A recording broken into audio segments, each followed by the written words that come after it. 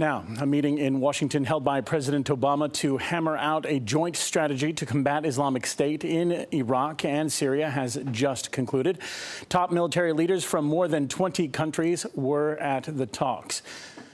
Let's now have more on this from our correspondent in Washington, Gayane Chichikyan, who has more. Gayane, thank you very much for being with us. So what has been decided? Has there been a radical change in the approach to combating Islamic State, or what do we have on the table here? Well, no, Sean. Airstrikes will continue. This is basically what President Obama said. What he also said is that there will be setbacks.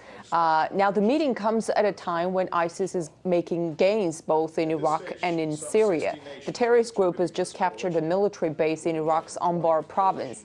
It now reportedly controls around 80% of the Anbar province. And in Syria, ISIS is now fighting over a border town of Kobani. Should they take Kobani, the militants would control 3 official border crossings between Turkey and Syria. And through Turkey, ISIS has received a lot of help. Coalition forces have carried out airstrikes against ISIS near Kobani, but it's not clear whether the local Kurdish militia on the ground can fight them off.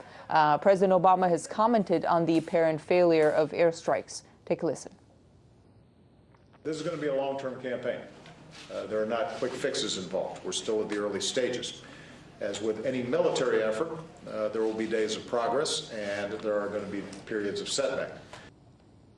Well, there's quite a bit of confusion as to the way forward because the results of the coalition efforts so far have been questionable. The terrorists have gained more ground after all. Experts say ISIS is not really structured in such a way as to be vulnerable to airstrikes. Even the Obama administration admits that. But Washington is sending mixed messages as to its plans to engage ground troops. The Obama administration says U.S. forces are now in Iraq only an advisory role. But Martin Dempsey, the chairman of Joint Chiefs of Staff, said this weekend that when Iraqi security forces are ready to go back on the offensive, he said, my instinct at this point is that that will require a different kind of advising and assisting because of the complexity of that fight. And what we hear from U.S. officials over and over again, that this will be a long fight lasting many years.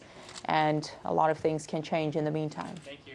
All right. Very interesting to hear your thoughts on the subject. Of course, it could take a long time against a foe that not many people have seen before. So it's going to be very interesting as this all plays out. Gayane Chichikyan live in Washington.